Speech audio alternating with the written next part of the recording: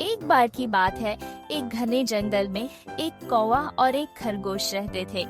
कौवा, जिसका नाम कालू था, बहुत चालाक और सतर्क था। वह हमेशा ऊंचे पेड़ की सबसे ऊंची डाली पर बैठकर पूरे जंगल पर नजर रखता था। वहीं खरगोश, जिसका नाम छोटू था, बहुत सीधा और भोला भाला था। वह हमेशा अपनी मौज मस्ती में रहता और इधर उधर उछलता कूदता रहता था। एक दिन कारू ने अपनी तेज नजरों से देखा कि एक शिकारी जंगल में आया है।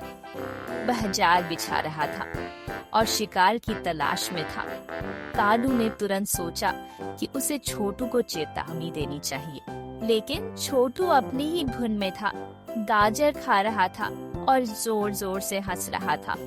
कालू ने काम काम की तेज आवाज लगाई ताकि छोटू का ध्यान उसकी तरफ जाए, लेकिन छोटू ने आवाज सुनकर भी अनसुना कर दिया। उसने सोचा, यह कालू हमेशा इतनी जोर से क्यों चिल्लाता है? मुझे तो अपनी प्यारी गाजर खाने से मतलब है। कालू ने फिर से जोर से काम किया और इस बार वह पेड़ से थोड़ा नीचे आया। उसने देखा कि शिकारी अब छोटू की तरफ बढ़ रहा था।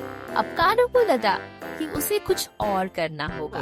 वह सीधे छोटू के पास उड़कर बस गया और उसके कान में धीरे से कहा, छोटू सावधान, शिकारी आया है, तुम इस तरफ मत जाओ। छोटू को पहले तो गुस्सा आया कि कालू ने उसकी गाजर खाने में बाधा डाली, लेकिन जब उसने कालू की आंखों में डर देखा तो उसे एहसास हुआ कि बात जरूर गंभीर है।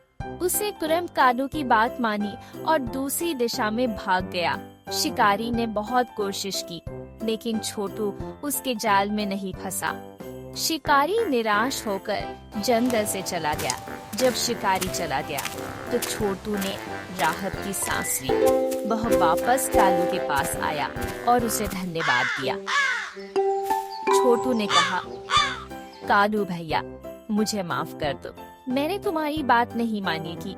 तुम सच में बहुत अच्छे दोस्त हो। काल ने मुस्कुराते हुए कहा, दोस्त ही तो दोस्त के काम आते हैं। छोटू, अगली बार जब मैं कुछ कहूँ तो मेरी बात जरूर सुनना। उस दिन से छोटू और कालू बहुत अच्छे दोस्त बन गए। छोटू ने कालू की समझदारी का सम्मान करना सीखा और कालू ने छोटू की मासूमियत को पसंद किया। इस कहानी से हमें यह सीख मिलती है, अपने दोस्तों की सलाह माननी चाहिए, खासकर जब वे हमारी भलाई के लिए कुछ कहते हैं। और सबसे बढ़कर सच्ची दोस्त हमेशा एक दूसरे का ख्याल रखते हैं।